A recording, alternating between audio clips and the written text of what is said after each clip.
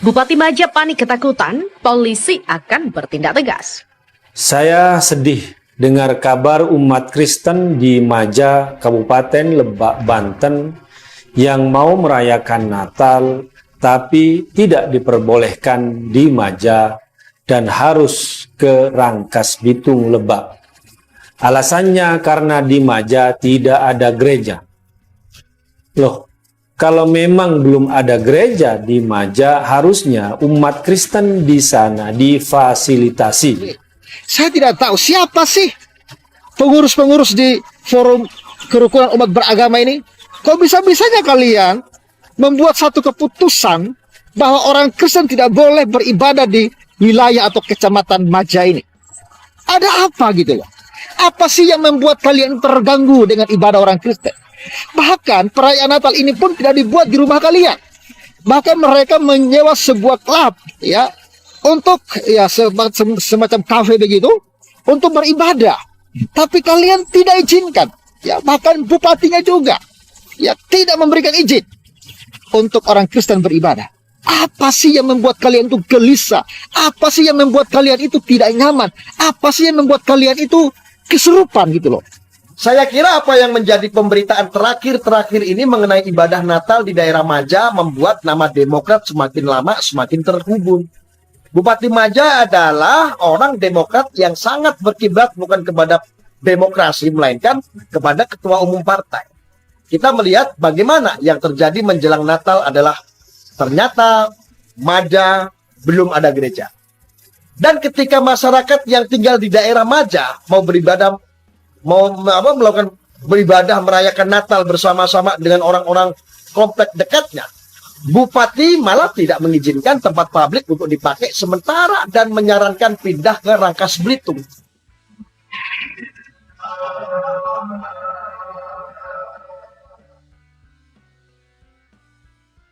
Iti Oktavia Jayabaya selaku Bupati Lebak membantah isu yang menyebut adanya larangan perayaan Natal di daerah yang dipimpinnya.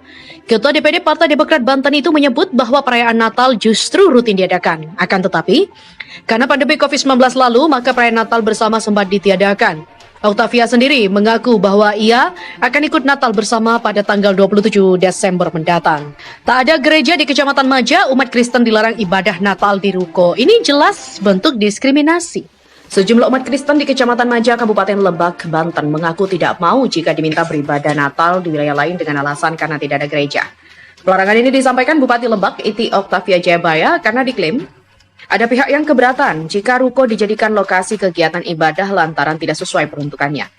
Peneliti dari LSM Setara Institut menyebut sikap Bupati ini jelas menunjukkan diskriminasi terhadap kelompok minoritas sebab hak beribadah dan beragama melekat pada setiap individu warga negara yang dijamin oleh undang-undang.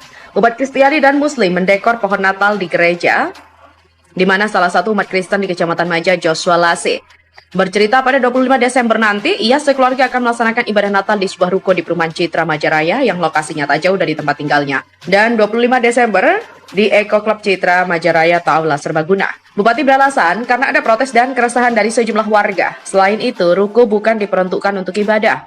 Ia pun meminta umat Kristen di Kecamatan Maja agar ibadah Natal di gereja yang berada di kecamatan tetangga yakni Rangkas Bitung yang jaraknya 20 km. Soal ketiadaan gereja, ia meminta umat Kristen untuk mengurus dan mengajukan perizinan pendirian rumah ibadah sesegera mungkin. Sikap Bupati Lebak, Iti Oktavia Jayabaya yang tak memperbolehkan umat Kristen merayakan ibadah Natal di aula atau ruko Kecamatan Maja akibat ketiadaan gereja merupakan bentuk diskriminasi terhadap kelompok minoritas. Karena bagaimanapun, hak memeluk agama dan beribadah melekat pada setiap individu warga negara yang dijamin oleh UUD. Selain itu, ketiadaan gereja tak bisa dijadikan alasan Pemda melarang ibadah.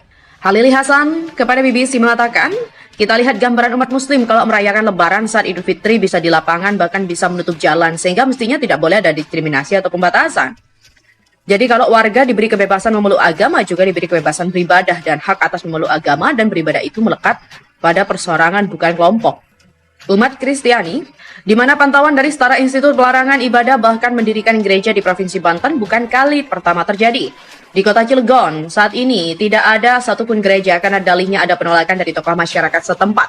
Kemudian di kota Serang, sejumlah orang juga pernah melarang umat Kristen yang akan melakukan ibadah di sebuah rumah pada September lalu.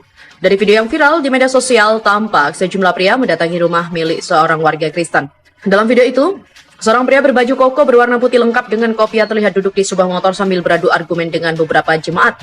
Berdasarkan analisis setara, masih terjadinya pelarangan ibadah dan pendirian rumah ibadah karena ada kecenderungan masih kuatnya konservatisme keislaman di beberapa daerah seperti Banten dan Jawa Barat. Di sisi lain, tak semua kepala daerah berani tegak lurus untuk bersikap sesuai undang-undang dan Pancasila. Ada kalanya mereka, kata Halili, tunduk pada kelompok konservatif. Hal inilah yang seringkali dijadikan alasan kepada kepala daerah untuk melakukan pembatasan kegiatan ibadah umat Kristen maupun melarang pendirikan gereja. Di Banten dan mayoritas Jawa Barat, FPI masih kuat dan masanya besar meskipun sudah dilarang sebagai organisasi, tapi secara perorangan tetap mengusung aspirasi konservatif. Lalu apa solusinya? Bagi Halili, solusinya ada pada pemerintah pusat, yakni di tangan Kementerian Dalam Negeri serta Kementerian Agama dengan cara meninjau ulang peraturan pendirian rumah ibadah karena kerap dijadikan kambing hitam tak diizinkan pembangunan gereja.